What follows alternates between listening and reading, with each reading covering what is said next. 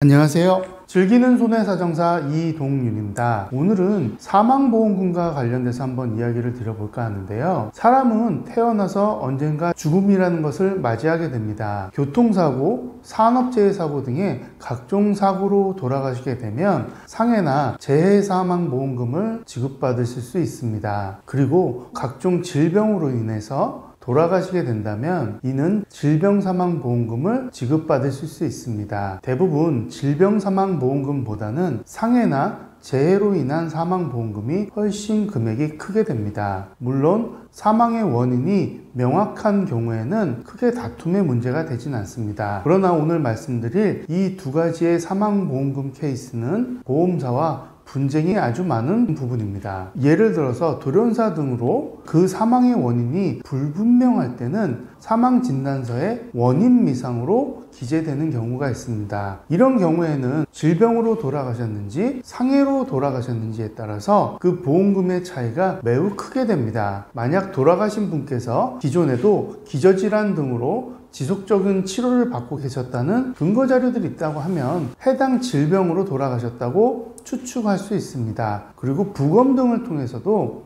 그 사망 원인이 간혹 밝혀지는 경우도 있고요. 다만 상해나 재해로 사망보험금을 수령하기 위해서는 매우 중요한 부분이 바로 입증입니다. 물론 이 사고가 고의적인 사고인지 보험에서 보상하지 않는 면책사고에 해당하는지에 대해서는 보험사가 입증을 해야 될 부분이지만 질병사망인지 상해 혹은 재해로 인한 사망인지에 대한 입증 책임은 그 피보험자의 유가족들에게 있습니다. 원인미상의 사고가 어려운 이유가 바로 이런 입증 책임 때문입니다. 만약 여름철 더운 날에 야외 활동을 하고 계시다가 갑작스럽게 돌아가셨다고 한다면 이는 질병 사망일까요? 아니면 재해 사망일까요? 물론 그 돌아가신 분이 기존에도 기저질환을 앓고 있어서 갑작스러운 외부 환경에 의해서 돌아가셨다고 한다면 이는 재해나 상해로 보기는 어렵습니다. 그러나 평소에도 건강하시던 분이 뜨거운 태양과 기온 때문에 열사병으로 돌아가시게 됐다면 이는 외부 환경에 의한 상해나 재해로 주장할 수 있다는 것입니다. 이렇게 원인미상의 사망사고는 그 돌아가신 원인을 명확하게 유가족 쪽에서 객관적인 자료로 입증을 해야지만 돌아가신 분이 가입하신 보험금의 종류에 따라서 수령하실 수 있다는 것입니다. 그리고 두 번째로 보험사와 사망보험금에 대해서 분쟁이 많은 부분이 바로 자살로 돌아가시는 경우입니다. 물론 본인 스스로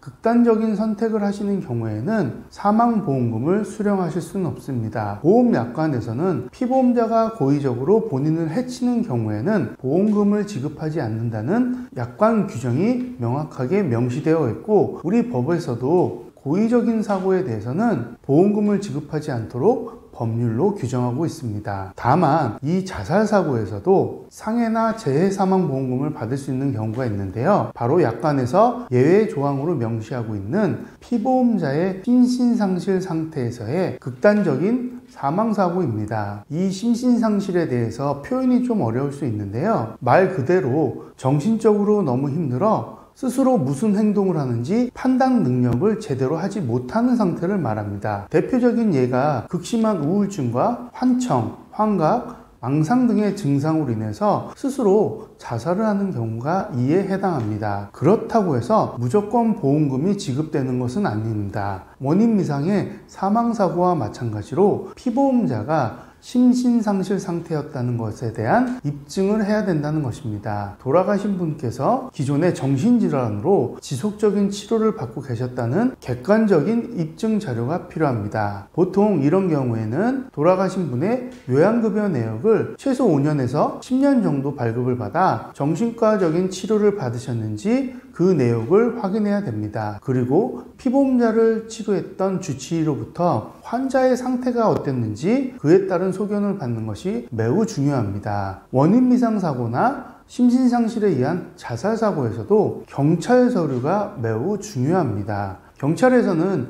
사망사고에 대해서 조사를 진행하게 되고 이 과정에서 돌아가신 분의 유가족이나 주변 지인들에게 진술을 받게 되며 그 진술을 통해 이분이 극단적인 선택을 할 수밖에 없었던 이유나 이는 고의적인 사고가 아닌 실족사와 같은 추정을 할 수 있게 됩니다. 이런 병원 서류나 경찰 서류 등을 토대로 기존의 판례 등을 참조해서 최대한 객관적인 자료를 준비해 보험금을 청구하게 됩니다. 그렇다고 해서 보험사도 호락호락 보험금을 지급하진 않습니다. 오랜 기간 동안 보험사와 다퉈야 될지 모르겠지만 포기하지 않고 끝까지 진행하다 보면 보험금을 수령하셨던 유가족분들도 상당히 많았습니다. 물론 소송을 진행해서 보험사와 다툴 수 있지만 이 소송 또한 무조건적인 승소가 가능한 것은 아닙니다. 원인미상 혹은 심신상실 상태의 사망인 경우에는 보험사와 분쟁이 많은 분야이기 때문에 꼭 주변 전문가와 상담을 하셔서 보험 진행을 하시길 권해드립니다. 오늘은 무거운 주제였던 원인미상 혹은 심신상실 상태에서 사망하시게 되는 사망보험금에 대해서 말씀을 드렸습니다. 오늘의 이 정보도 여러분들께 좋은 정보가 되었길 바라며 앞으로도 더 좋은 정보로 찾아뵙겠습니다. 감사합니다.